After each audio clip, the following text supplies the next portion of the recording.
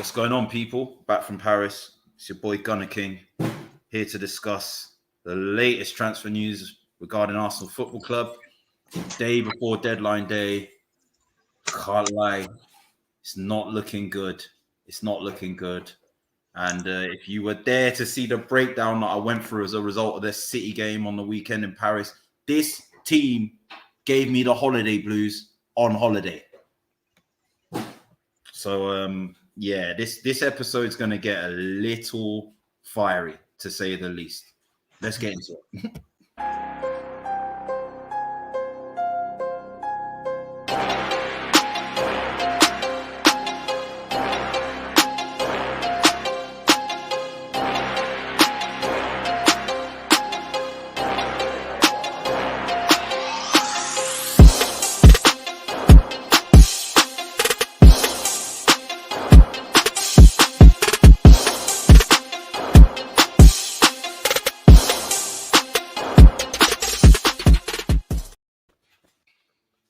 Hello, welcome to another session of GunnerKing's Court.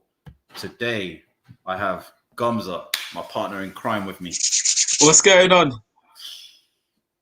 Listen, man, I ain't had a chance to speak, have I? I was on no reactions, no nothing, yeah. The thing is, me and you have both been away for the weekend, so... Oh, Lord of mercy, man. Yeah, they ain't heard from us in a while.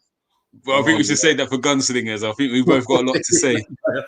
I'm going to try to, but I'm going to tell you right now, yeah, some of that is coming off my chest today, yeah. Because that's why, as I said, yeah, I've never experienced holiday blues on holiday, yeah, until Arsenal did what they did to me today, yeah. It was bad. It was that bad. So, again, I'll break my weekend down. So, we was leaving on Saturday. I've started a big argument because I'm not looking to leave before the Arsenal match. So, we could have got there from early, but I was thinking if there's no pub showing it, I ain't missing it. So I've kicked off a stinker. You're lucky you could get away with that shit, you know, because mate, it's cost me a fortune. You know, you got a bargain and say, listen, I'll pay for this. Then if we can stay an extra night, it's cost me a fortune. And I had to book an extra day on holiday. The lot, because I feel we wasted a day. I'll pay for another hotel, just for that. Oh mate, I'm telling you, I was scratching my head thinking, what have I done? I should have learnt my lesson, because when we I went Alton Towers and played like I was sick to get out at Alton Towers. Like we was in there, I was playing like I was sick, I wanted to leave. Left, went to the pub to watch the Arsenal Man United game. Guess which game it was? 8-2. So I imagine I've left Alton Towers early, upset the whole party we're with. Then all of a sudden I miraculously got better to go to the pub to watch the Arsenal game and we got beat 8-2. So I should learn my lesson. If I got plans, put my plans first and not Arsenal, because it never works out well. So yeah, I've learnt my lesson now. Listen, never again. We were going to the Sacré-Cœur, yeah, the Sacred Heart, yeah, like Basilica Church on the top of a hill, yeah. You got a whole view of Paris from there, yeah. And like literally on the way there, I'm just seeing 1-0, 2-0, 12 minutes, yeah, right. Her brother-in-law, yeah, listen, yeah, he's a Frankfurt fan, yeah, so he's checking Frankfurt's games as well, yeah. They were 1-0 up, they drew 1-1, yeah. Last minute equalizer. He brought his friend, also a Frankfurt fan. The three of us just stewing, yeah. But we got to the top now, yeah, when it was 5-0 and it was done. No one was coming near me, yeah. And I thought, you know what, yeah, I'm outside the church, yeah. I'm going to make a little video, yeah, about pray for Arsenal, yeah. Just like outside the church with the view of the church, yeah. And literally there was you've seen the video, yeah? Where there's people singing hymns in French in it, yeah. I was like, I can't get the sound out of the video. And then you see me look at them and I'm like, no, actually, I'm leaving that in, you know. You need the prayers. Oh, mate. Pray for Arsenal. Pray for, honestly. Yeah. Genuinely, I wanted to light a candle for this team, yeah, because, boy, they need some help, man. I need to light a rocket on that training ground or something, because it's, yeah, as I said, I was an optimistic fan a few months ago, and rightly so, you've been on this, and you eased up a little bit, but actually, I think... I'm fully on the Arteta out thing now. I'm there. I'll be honest. I don't think he's the full blame still, but I just feel he's not getting a tune out of him. So actually, the players aren't playing for him. We're not going to buy 11 new players. So actually, he's got to go. And then, they're not saying Saliba's the answer, but it's just like, well, what is the justification? Because what you've brought in hasn't improved us. Like, you've kept Chambers and them guys. They're not better. Well, we don't think they're better. The Guendouzi thing, that's the one that really baffles me because I look at that midfield and I say, what we could do with him right now? Just a bit of fight and determination. Like, do you know what I mean? So, yeah, I think he's got to the point he's battled with some people he shouldn't have battled with, and he's going to end up losing the main one, I think, now. I think he's annoyed too many people. That's it. So, yeah, I think his time's up.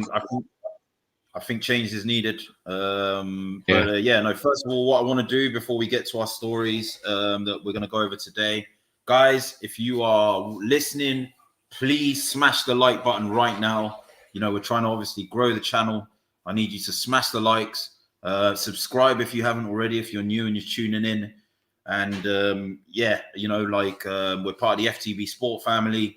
The Armoury TV is Arsenal dedicated. You've got Man United Agenda. If you're a United fan, Paxton Road for the Spurs fans, and also Cop Talk for Liverpool. Cop Talk. So we're looking to obviously grow as well. So please smash the likes. But let's get into the first story of today's circus show. So I'm just going to leave that there. First of all, Ainsley Maitland-Niles sending shots on Insta. All I want to do is go where I'm wanted and where I'm going to play. Crying emojis ×3. And he's atted Arsenal. He atted Arsenal. The guy atted Arsenal. Like, you cannot get more poorly disguised and thinly veiled than an Instagram story in Arsenal telling them that you wanted to go where you want to play. And this is in response to Everton making a loan bid to take Maitland-Niles into their squad, and Arsenal apparently rejecting the bid. I'm with him. I mean, listen, thoughts. The first thing I want to say, for some reason, we've got 4 fullbacks at our club, right? Right? And if you're telling me that this guy isn't better than Cedric, isn't better than Chambers actually as a right back, and isn't better than the current state of Bellerin, I can't help you. Right? Honestly, the fact is, throughout pre-season, all of those 3 aforementioned names have been given a chance to stake their claim into this team. And he hasn't. And he's come from the academy in a way that none of them have. Yeah. Treating him. It's bad. Like, my thing is, and again, what he stated is the fact. Football is football. So actually, if you're not going to play me, I'm 20. Was he 23, 24? He's at a point in his career where he needs to be playing football now at a high level on a regular basis. So if you're not going to play me, then let me go somewhere and play. So the fact we've turned down that loan is crazy to me, unless you're going to play him. Like, but if you're not going to play him, let the kid go. Like, you're going to could end up killing his whole career. Do you know what I mean? Not saying he won't pick up another team. Of course he will. But Everton, in comparison to, not be disrespectful, West Brom, is a big difference. Do you know what I mean? Like, a team that's fighting to kind of get into European places, or a team that's fighting relegation, is a big difference. So, I don't get why you haven't let him go on loan if you're not going to play. And again, you've had chances to play him this year. We've had 3 games. We've seen 3 different players at right back. He's the only one that hasn't played. Yes, his preferred place is centre mid. Again, we're not privy to the conversations. No. But what he sent there showed me he wants to play football. So whether it's right back, left back, centre mid, he wants football. Arteta's probably going to, when questioned, say, he wants to play centre mid and he's not better than Partey or Xhaka or whatever. But to me, he just wants to play football. And if it means he plays right back or left back, I'm sure he would do it. And we've seen him do a good job there. And yeah, that one hurts because he is an Arsenal through and through boy. Do you know what I mean? So actually, what you've ended up doing, you've kind of almost gone against your academy coaches, your scouting system, because no one wants to see ill treatment of Arsenal players who've been brought through the academy. Like, if you let Willian rot, then that's one thing. But with someone who's come from the academy, do you know what I mean? Who's part and great club. It's horrible to see a young boy being treated like that. It really is. Like, do you know what I mean? Not saying any player should be held against their will, but someone who's come from your academy, I think it's not nice. I mean, if you're a player at 16. You know, these boys move around 16 to 18 where their contracts run down. They look to jump to another academy, like we got the striker from Fulham. What's that telling another player who's at this age where you say, actually, do I go Arsenal at 18, 19? Look at Saliba. Well, this is it. Look at Maitland-Niles. Yes, we've got success with Saka and Smith Rowe, but that's like 50-50. Do you know what I mean? If you take those two players. I want Spurs fans to know as well, yeah, because I've been saying to them all summer, yeah, they've been acting as if it's a victory, yeah, keeping Kane against his will. And I've said, listen, it didn't work out that well. I've watched Henry go, I've watched Van Persie go, I've watched Fabregas go, I've watched big players leave. Vieira go, yeah. I've watched Sanchez go, yeah. All when they wanted to leave. And as much as it broke my heart, I understood that this board weren't doing enough to bring in the quality around them. Yeah, they were being expected too much, yeah, to put the club on their shoulder and carry it, yeah. And I maintained that it is poor form, yeah, to keep players against their will, regardless. Some players are more professional than others. Holding players down to their contract. Yes, they've signed a professional contract, yeah, but it's just poor form. And I'm going to maintain the same fucking energy because they asked me if I would, and here's my answer, yeah. If he wants to go, we should let him go. We shouldn't stand in his way. We shouldn't ruin his career, right? Because he is at that age, at 23, yeah, where he was getting England call-ups under Wenger, yeah? He's just missed a major tournament, right, from not playing for Arsenal. Yeah. What we need to let him go, right? Now, if it's down to price or not putting an obligation in there needs to be transparency, yeah, with the player, more so than us. But a player sending putting that on an Instagram story and in Arsenal, that doesn't suggest to me that there's any transparency to. It's one thing to not be transparent to the fans, yeah, but that is not the behavior of a player, yeah, that knows what the hell's going on. That is not the behavior of a player that feels he is in the know of what Arsenal want to do with him. A day before deadline day, it's shoddy. It's shoddy. Yeah, that to me is him forcing his way out now. Like he's sat here long enough. Again, we're not privy to all that goes on. We get paper talk. Do you know what I mean? And there's a lot more talks that happen between clubs and agents that we are not privy to. Again, Ronaldo is the case in point. Do you know what I mean? Within 48 hours, he had gone from being a Juve player and being happy there to sitting on the bench to I want to leave, to going to Man City, to then end up at Man United. That took 48 hours. Do you know what I mean? So these conversations we having long before, because there was rumors about Ronaldo wanting to leave a few months back, but there was nothing concrete. So them conversations were happening. And it's the same for Maitland-Niles. He knows what teams have been looking at him. His agent would know not even about money for him, who's going to play him where. They know. So, yeah, that to me is a desperate, I'm trying to get out because I know I've got no playing time. He's probably told he's fourth choice centre midfielder and fourth choice right back, third choice left back. So he probably knows there's no game time for me here. I want out. And that's what that is. The day before deadline day, that's saying to you, look, any bid you want, any bid you get, let me go. I mean, if only Edu hadn't been more interested in going on 2 holidays and making that really public on his Instagram, maybe Maitland-Niles wouldn't be sending shots like that on his Instagram. Because I don't know what that guy is the guy for me, like after Kroenke, who I am the most frustrated with. Yeah, because this guy, right? This guy has not been doing what he should be doing. And that's a fact. There's been too many failings, with transfers that we've gone in for and not got right. Players we've been trying to sell that we've not got right. Players that we're renewing the contracts of to maintain their resale value. They then go get a red card for making reckless freaking challenges, right? Yet another one. 11th red card for this man. You're protecting his value. Where is the value in this man? Please tell me. His value was they offered you 12 million, but then brought Tammy Abraham for 30. So they had money to spend. They just knew they weren't spending more than 12 on him because that's all he's worth. So, and then you see Dan James move for 30. You're just like, what? No, listen, 28 million euros plus add-ons. Yeah. So yeah, look, I am more on the Arteta out camp now. But listen, it's not Ollie Solskjaer that sold Dan James. Do you know what I mean? It's that new guy that they brought in with Darren Fletcher with the board. They do all the moving and shaking the transfers. And listen, there's a lot more rotten at this club than the manager. Make no mistake. As I said, I think Sven Mislintat would have been the one. However, we didn't give him the money to spend.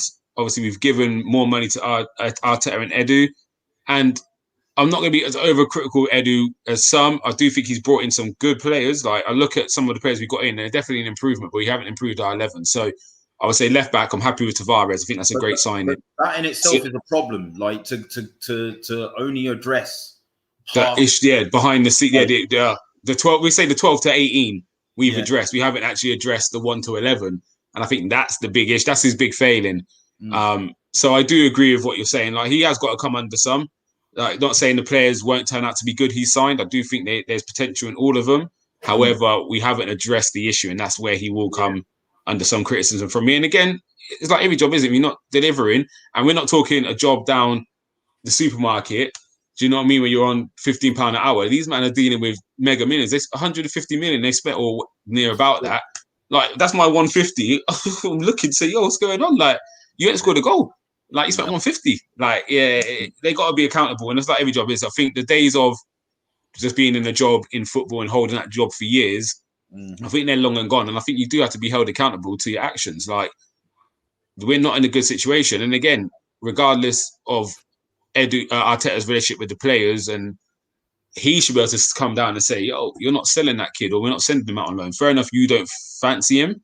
You're the gaffer, but actually, like Abramovich will say straight, we're not getting rid of this kid. Like, you got to find a way to integrate him in your team, or you got to go. Like, we just spent 30 on Saliba. We got, do you know what I mean? Not going to go back to Guendouzi. We got guys like that who are actually, in their short time, have done, or not Saliba, obviously, but Guendouzi in his short time here had a major impact on this team. Like, he had something we was missing. Do you know what I mean? So it's, Edu's, he got to be held accountable. Same as Arteta's got to be held accountable for now. Yes, I'm not saying this team's Arteta's full team. He's kept some players where you think you should be moving them on, get whatever money you can. But at the same time, I'm judging you on results right now. And I don't even need to look at your transfer business. Just your results enough, and your style of football is what I'm judging a manager on, even if you're a head coach. So if he was still head coach and others did the transfers, I'm looking at your style of play and your results, and both have been absolutely shocking. So for that reason, you got to get the chop as well. Yeah. And that's where I'm at with it. But let's keep moving, bruv. Sorry, man, that's all right, man. Passion's there. Like, moving on to the next story that we're looking at.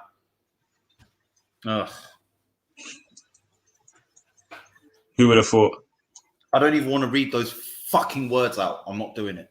Yeah, they do. Let's give it. They can all read. They can all read in the comments. I know KRB's in the comment thread. Yeah, I know he's going to be loving this. Yeah, right. Shout out, top friend of me, KRB, part of the Spurs massive out here.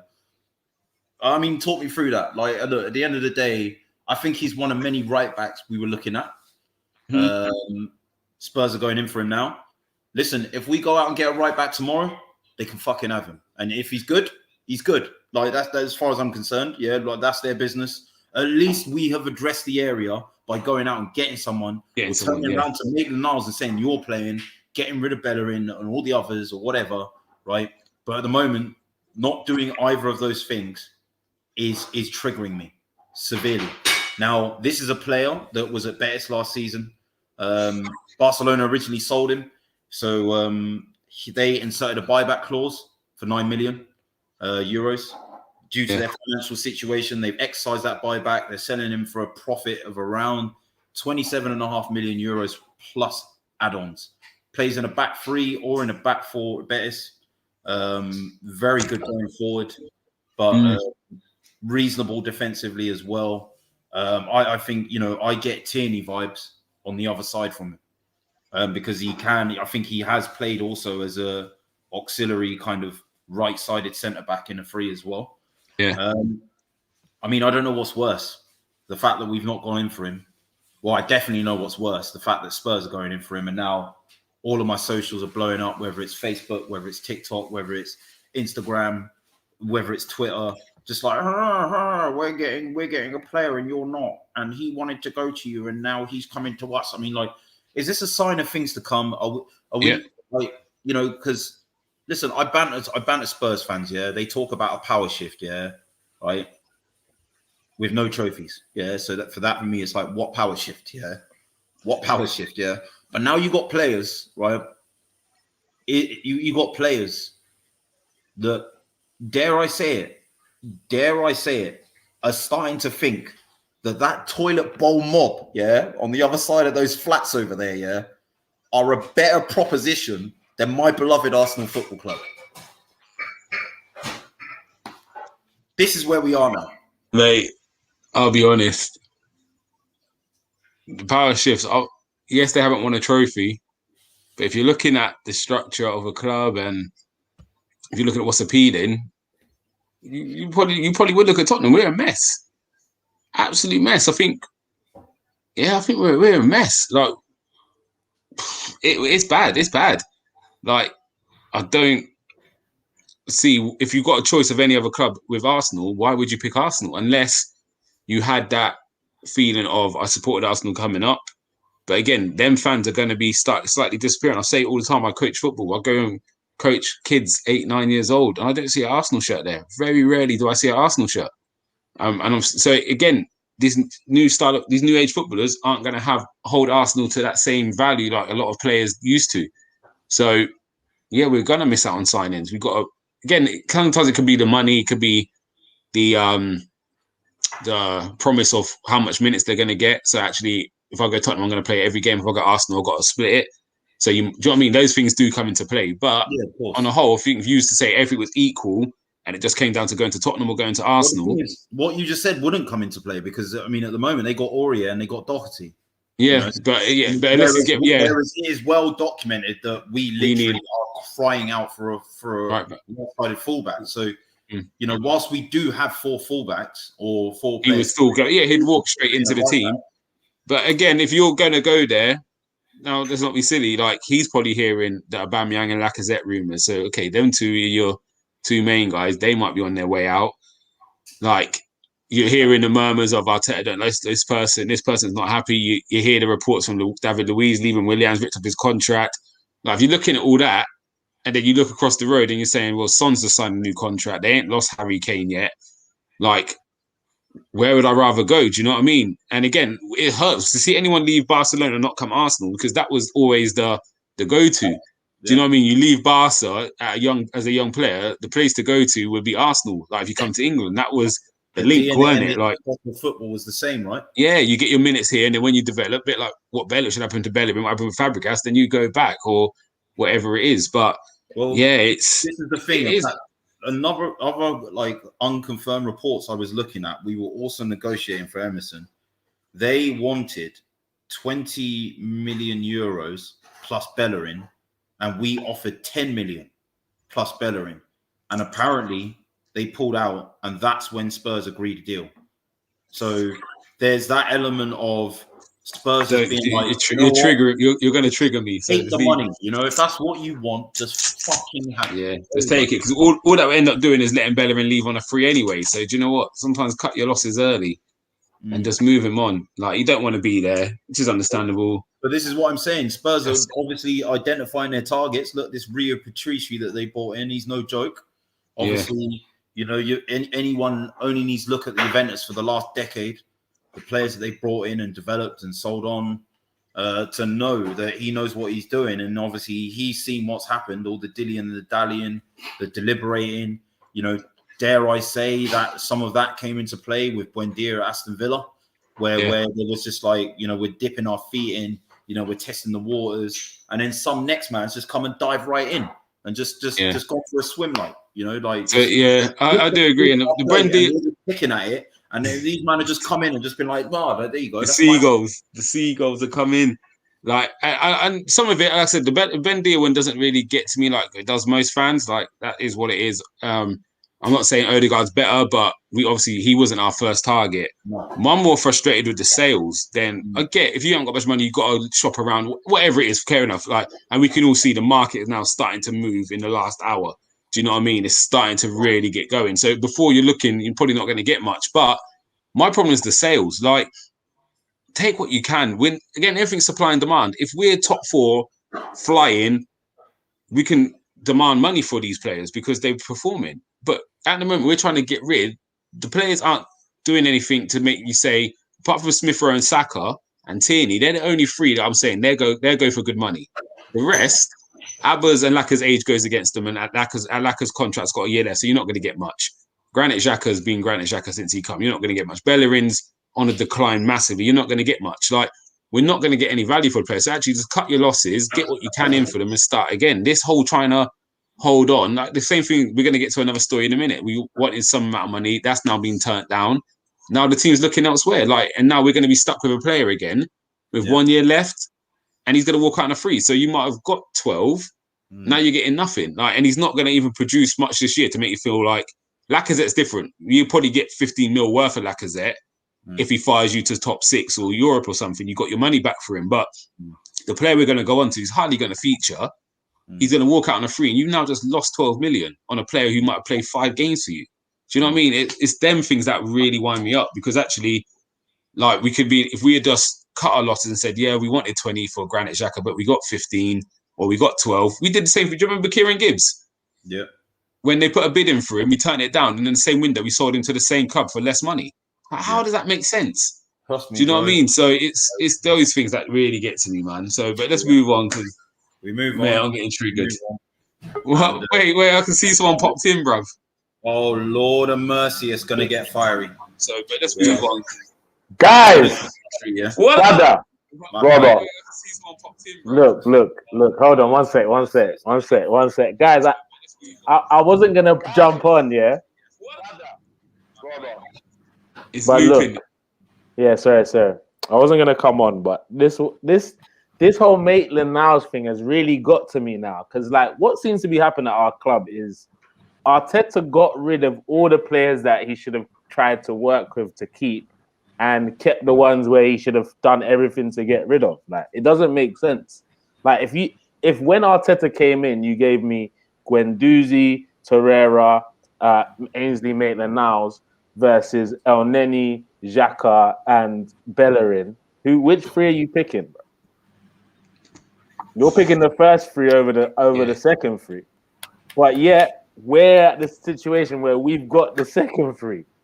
And it's a situation like, look, for me, and you guys know how I am when it comes to Xhaka, yeah? For me, and I keep saying this, Xhaka has done everything physically in his power for us to sell him. He said, look, I'm going to put in dead performances, so you're going to wish what you had Kante. That wasn't enough. I'm gonna swear at the fans. That wasn't enough. I'm gonna throw the captain's armband. That wasn't enough. I'm gonna throw the shirt. Armband, that wasn't enough. Yeah. And you know what? I'm gonna get bare red cards just for jokes. I'm gonna do viral mistakes so you lot become banterous, right? Last but not least, after I've done all them things, I've done all them things. Then I start twerking for Mourinho, like, take me to Roma. Hey, you're a guy. The team, I played well, but the team didn't well. You dissing your own teammates. And you lot still take that brother back.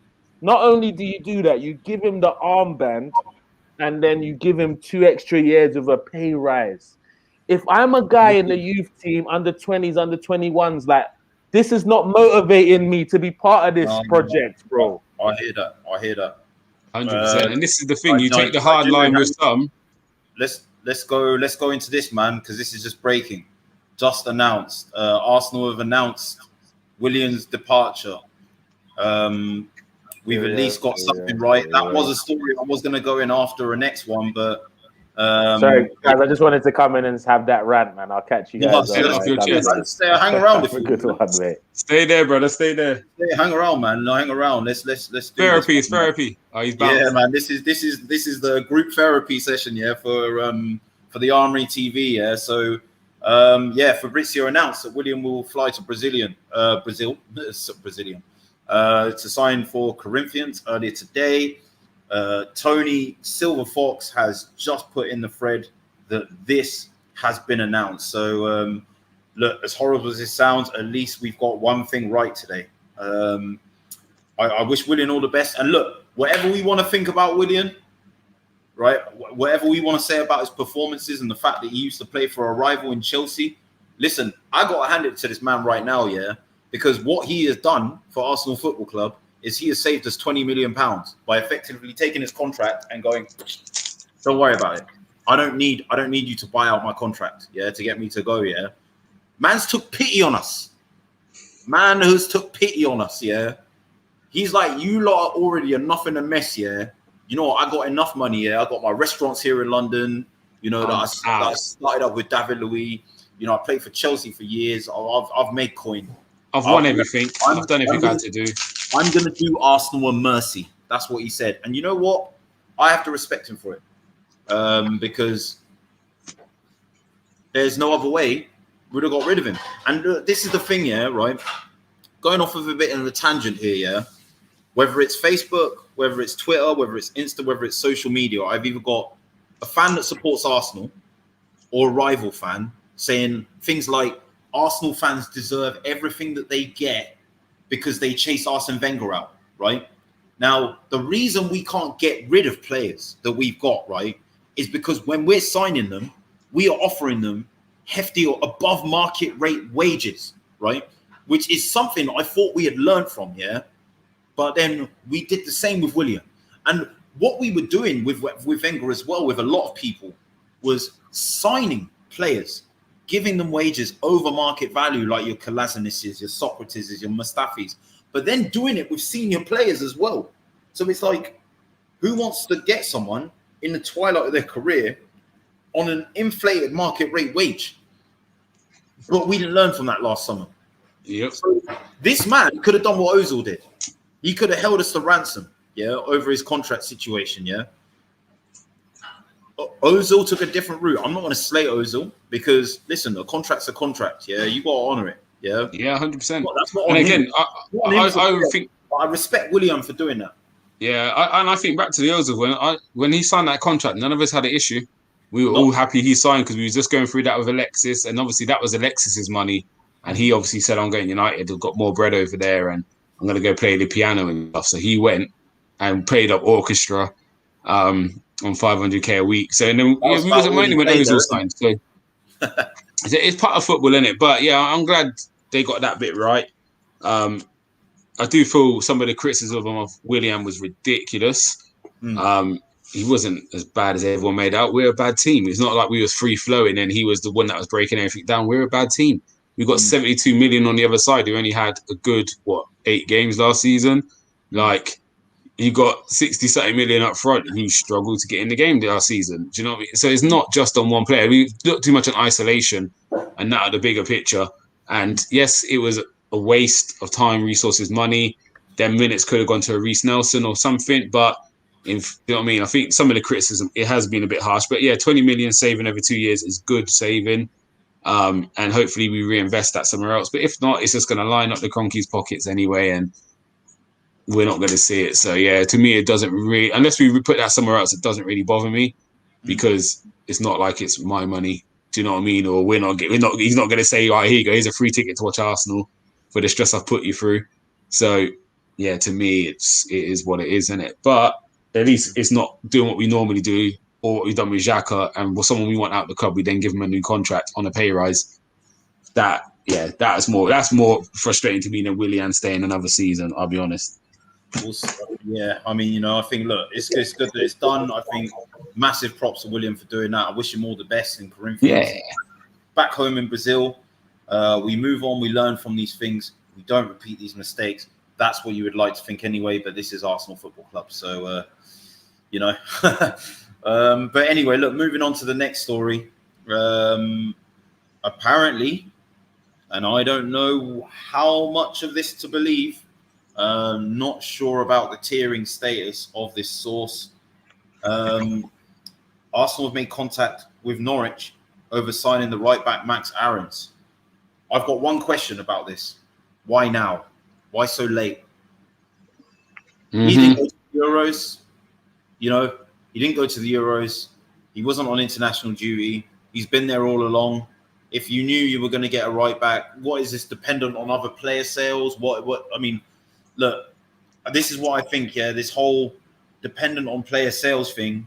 This is what we've said at the beginning of the window. It's all well and good, but if you don't get these players in, and you fall further down the table, then forget having to sell to buy. You are literally foregoing European football again and putting yourself in the same situation next summer. You've got to take some risks, with these things. And, you know, to leave this kind of transfer for a newly promoted team to expect to go and replace him, because that's what they're going to want to do, where survival is what the stakes are of being a Premier League team. The stakes are very high. Are we going to overpay for this guy, for the trouble, for the privilege? Are they even going to want to sell him? Why now on that basis? Yeah, it's very true. Again, when you say it like that, again, you feel your Arsenal, so you can go and grab him. But when you say it like that, actually, they've got to replace him because he is their first choice right back. So yeah, I don't know how Norwich are for cash, but again, for them, a money grab's probably not what they're thinking, because actually, well, they're flush with Wendy cash, aren't they? They paid. Yeah, they got rid of. Again, I know it's not massive. It's not like, you know what I mean. Aston Villa got 100 mil for Grealish. That's money's different. But so for me, to sell him for 30 million to stay in the Premiership is probably worth double that for another year. So actually, what's the point? Like the same thing with Buendia at Christmas. They said, what's the point selling now? Because if we get in the Prem, it's 50 mil rather than 30 mil we're going to get for him. So I'd rather keep him and get promoted than sell him. So you've almost made 90 mil by keeping him the extra 6 months. So are they really going to get rid? I can't see Arsenal doing it. Again, it's that element of sell to buy, but we're not selling because we're trying to hold out for money, which isn't there for our players because our players are shit. Look, the thing is, Gonzo, as well, what I've said, about holding out for the money is one thing, Look, another way of looking at it, is if I'm selling players that are depreciating in value to buy players that are appreciating in value, like you said, why don't I take the L, on a Bellerin, or say they only want 12 million for a Xhaka, take an L on the Xhaka for 12 million, and then use 12 million of that, and then put another 28 million in, get a Basuma, who's 24 years old, Premier League proven, who's only getting better, whose value is only going to go up, right? Tierney, we bought for 25 million, and his value is probably close to doubled. So it's like you've made your money back that way. Like you've just tied it up in an asset whose value is appreciating instead of depreciating. Appreciated, So you've made your profit margin back anyway. So you're back. As I said, holding on to these players is going to be a big downfall for us because again, you're paying mad wages for some of them, and again, their profits aren't going up. You're in a worse league position than you were before. So again, we're not even like we're up in the table and think, we've got 6 players sitting there picking up big money. But you know what? We're in the top 4 now, so I don't even care if they're sitting there on them wages. But actually, we're not performing on the pitch. So again, you look at Chelsea. Chelsea. I was with my son earlier, and he's like, "Oh, Dad, Redden signed a player from Chelsea." I said, "You used to drink water." I said, "Jesus, I forgot about him." You had Emerson, you had Bakayoko who's just gone out on a 2-year loan. They've got they've got so many players. Loftus-Cheek's still there, but they've made a profit. They've now made a profit. So it's not even just like they've bought. But you think how long they've had some of them players there not doing anything, which that's there, but their team's performing still. So actually, I don't even care about these 15 down here because if we need money, me as a chairman is going to put the money in, and the team's performing. So if Arsenal are performing, you think we give a damn about what Cedric's doing on 100k a week if he's not playing? We don't care because we're top 4. And actually, he's not better than what we got in our team. So yes, he's picking up big money, but so what? Do you know what I mean? But because of the way the team's performing, we look at the money thinking, well, if we got rid of him for 10 mil or 8 mil or whatever it was and saved 100,000 on wages, we'd be able to go and get this player. That's why do you know what I mean? As fans, our heads are all over the place because we're seeing it like move him on. But again, Chelsea don't think. Look at Daddy Drinkwater. Look at Bakayoko. Look at Baba Rahman. He's another one that's gone Reading. Like, they don't give 2 damns about them guys because their manager will say, well, we're short of a striker. Even if I don't sell none of these guys, here's 80 million. Do you know what I mean? Their chairman's not. That's what I mean. That's what we're going to lose. We're going to lose that. We're not going to sell Nketiah. Listen, this Edouard deal for me, you've heard me say it all summer. It made too much sense. Watch him light up the Premier League now. Yeah, we're trying to go for him in 2-3 years. And then we won't get him. No, but then we'll say we don't want to pay the price. Because we don't want to pay the English to English. We did the same with Van Dijk, by the way, from the same club, Celtic. Madness, just madness. Yeah, that's consigned Nketiah to Stain. He might get a sneaky loan. He might get a sneaky loan on deadline day. Hopefully he gets one. That's what we were going to move to anyway. Yeah, like, you know, so that's kind of tied that one up. Crystal Palace are set to focus their attentions on Celtic striker Odsonne Edouard with no agreement being able to be reached with Arsenal for Nketiah, barring a late twist. Yeah, don't know what to say to that, really. These young players must be fuming. I won't lie to you. I'll be livid. Well, again, if you're not going to play me, let me go. Yeah, let me go. Like, regardless of what you think of Nketiah, at the end of the day, he's a young striker. We've got looks like Lacazette and Aubameyang to stay. Whether he's ahead of Balogun or not, we've only got one competition. Well, FA Cup and League Cup, fair enough, but we're not playing 2 times a week like we would if we was in Europe. So the times we do have midweek games, to be fair, it's only once a month maybe. So there's no reason why our players shouldn't be playing, our main 11 shouldn't be playing in their midweek games. So actually, minutes for him, Nelson, and those guys are going to be very limited. So to keep him, it's not good for their like. Sometimes you've got to, as a manager, for me, take that. Yes, it's about the 11. Yes, it's about my team winning. But if you're not using this kid, what is the point keeping him around? Like, what is the point? Do you know what I mean? So yeah, morale as well. You know, like, because, you know, 100%. Look, this guy's coming into training tomorrow. Yeah, and everyone's going to have seen that. Everyone's got social media. All the players, all the staff, all the coaching. They've all got their Instagrams. They've all seen that. Yeah, and now there's just that awkward moment where he's in training with players that have just renewed their contracts. Your Smith Rowes, your Tierneys, your Martinellis, your Sakas, and they're looking at this, and, you know, the dirty laundry's there on the washing line for them to see. And I'll be honest, that's getting in other people's heads. Misery loves a friend.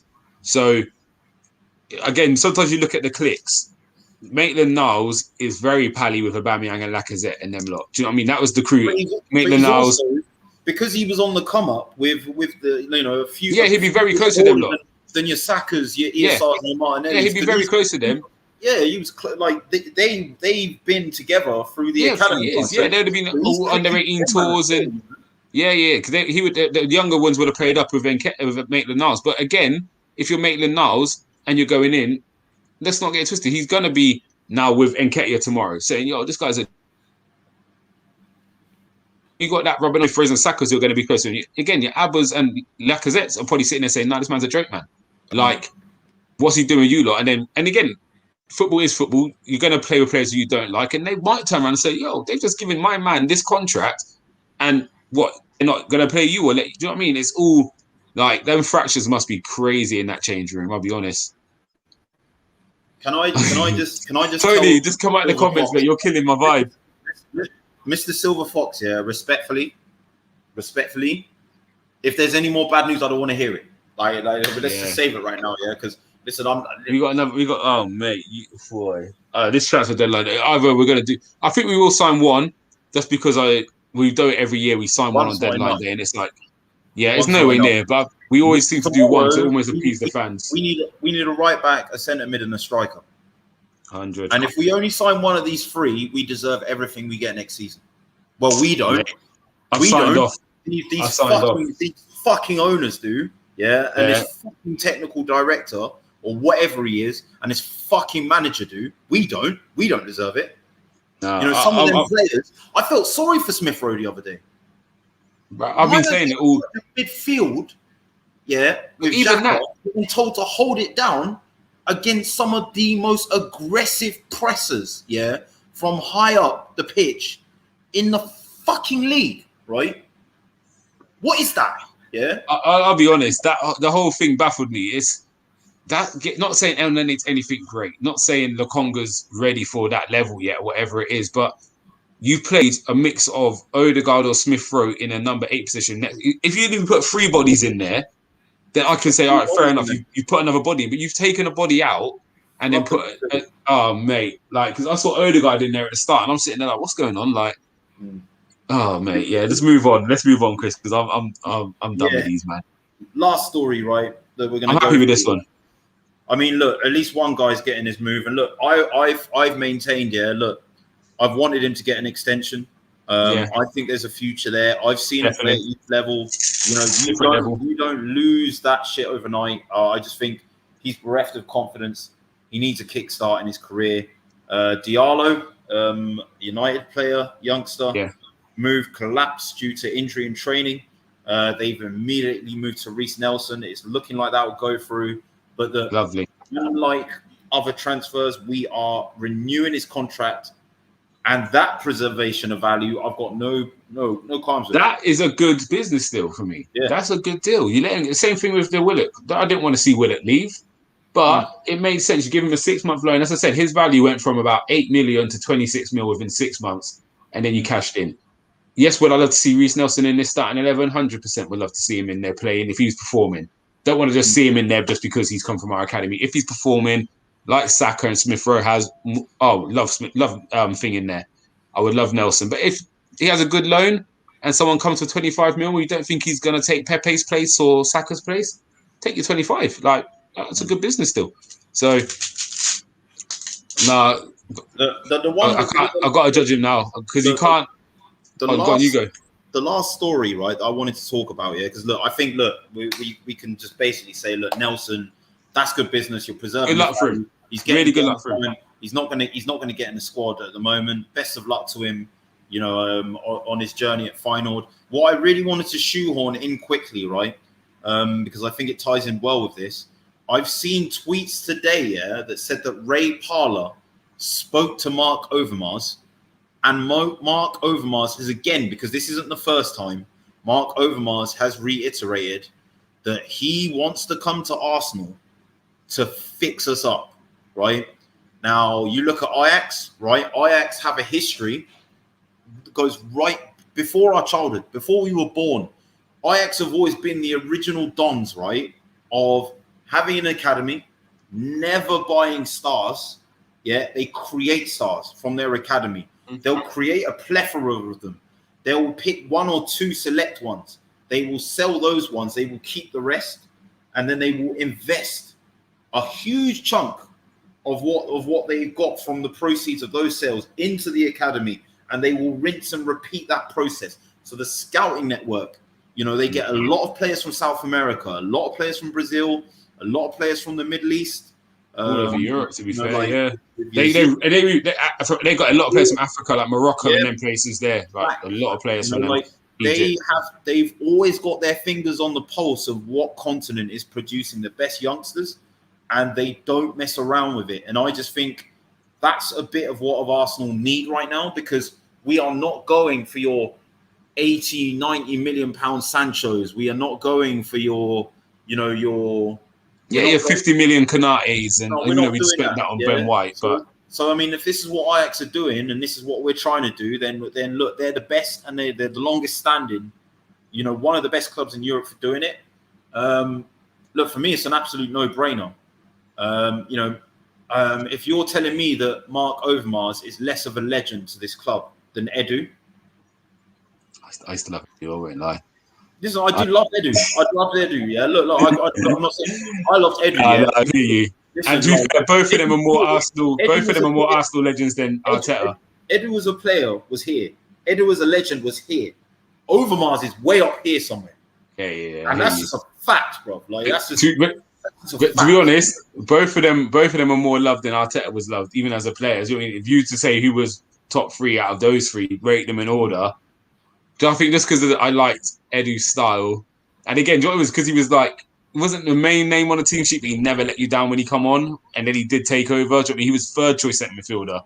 Overmars, don't get me wrong, Overmars was levels, and he was ridiculous. So it would be Overmars, Edu, then Arteta. Arteta would actually be like the least favoured from their playing careers.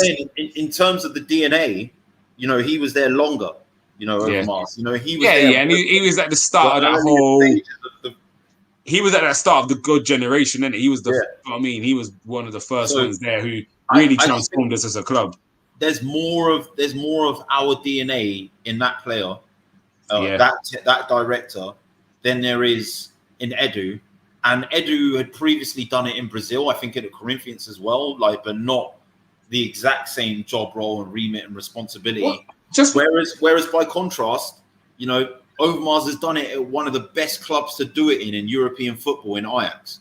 Look at Ziyech, look at Donny van der Beek, look at De Jong, you look at De Ligt, you look at Onana, you look at Kanu, the whole team. Yeah. Look at Ibrahimovic back in the day. You look Lind, they got players. You'll be there forever. Clivert, like, let's not forget Bergkamp. Overmars himself. He come from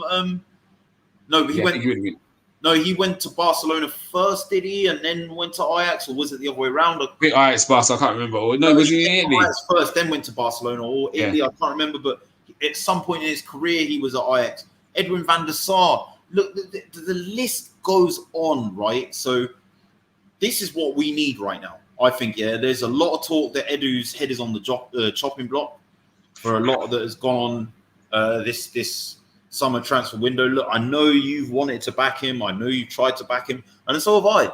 And I've tried to back Arteta.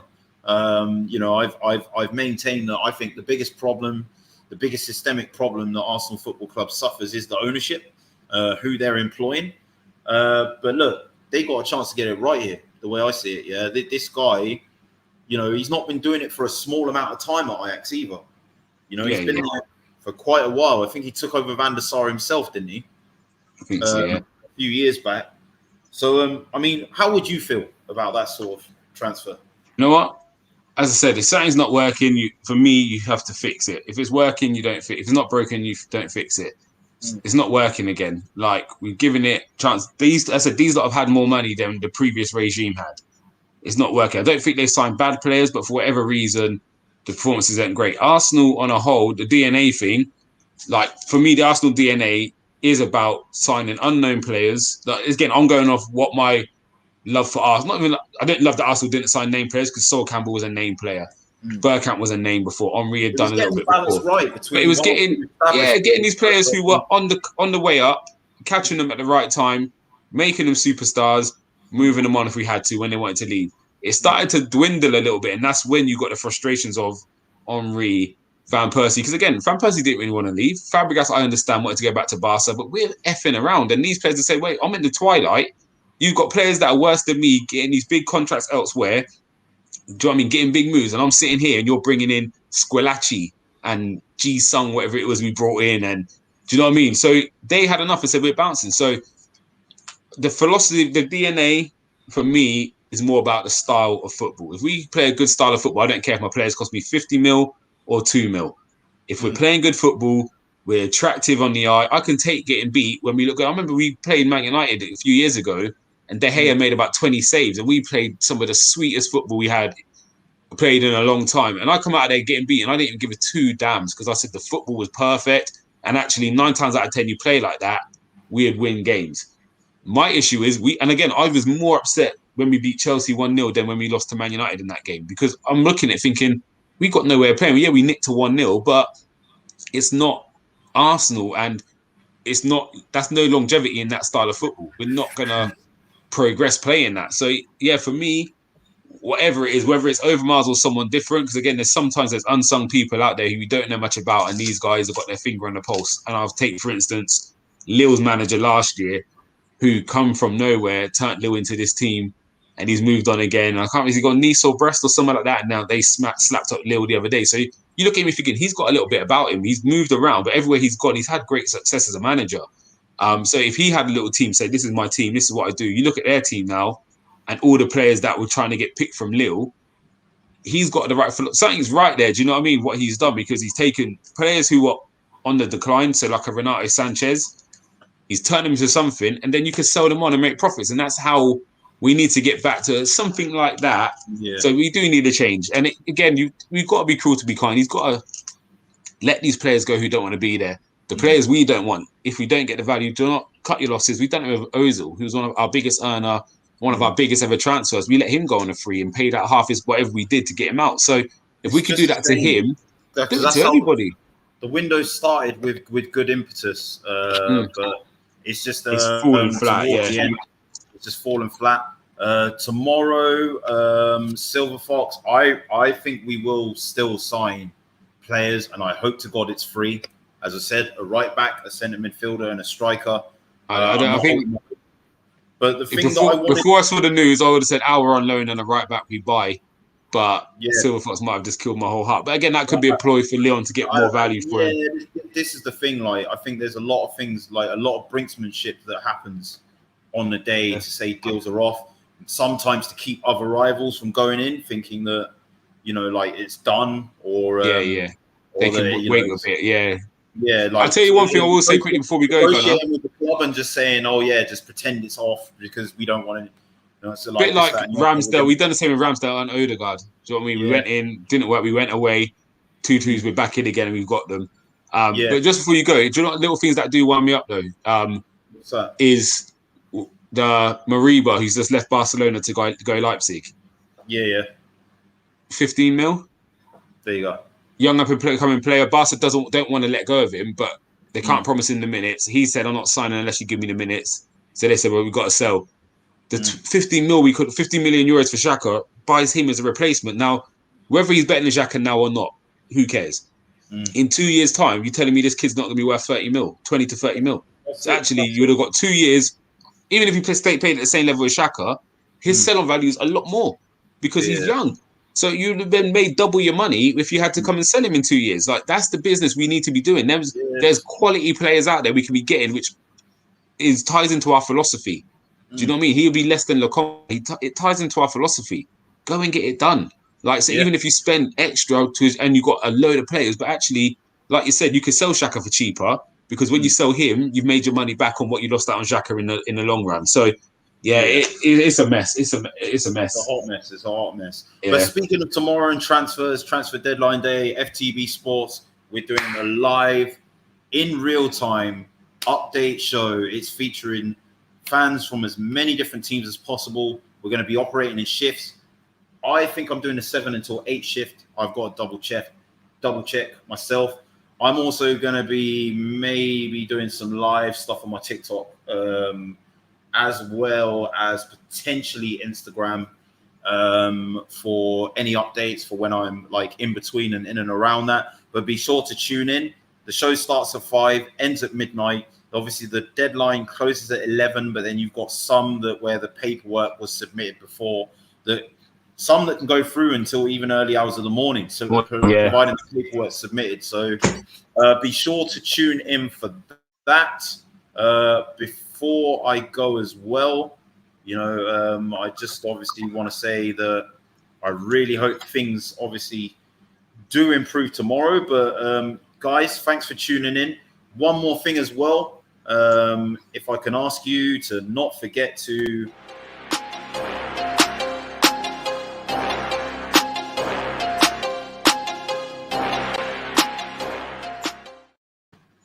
don't forget to like, subscribe, comment on all of our videos on YouTube. This is what helps the channel grow.